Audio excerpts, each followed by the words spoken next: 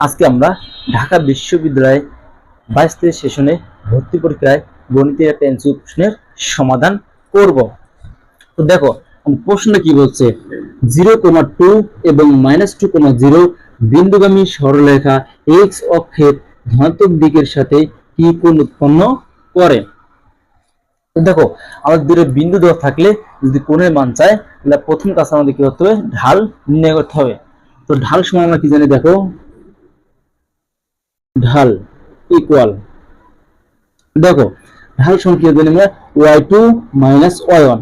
তো y2 মানে কি দিলে 0 0 মাইনাস y1 মানে তো 2, আমরা কি লিখবো 2 দিলে এখন নিচে কি লিখবো আমরা x2 x1।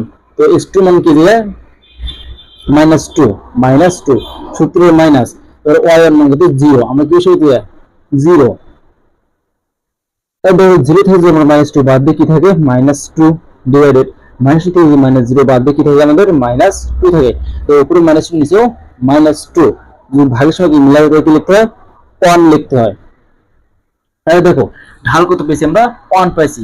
আবার আমরা ঢাল সমান কি জানি, দেখো ঢাল সমান কি 10 থিটা।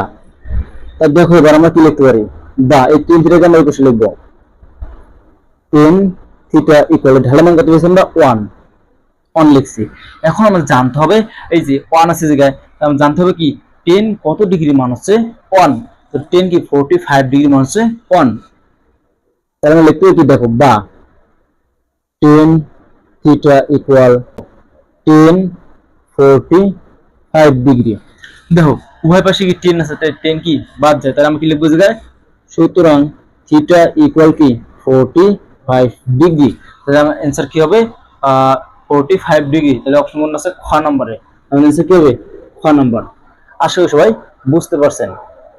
আর যারা আমার চ্যানেলে নতুন তারা অবশ্যই আমার ইউটিউব চ্যানেল সাবস্ক্রাইব করে পাশে থাকবেন, এবং যারা ফেসবুক পেজ থেকে দেখবেন তারা অবশ্যই আমার ফেসবুক পেজে ফলো দিয়ে পাশে থাকবেন। সবাইকে অসংখ্য ধন্যবাদ।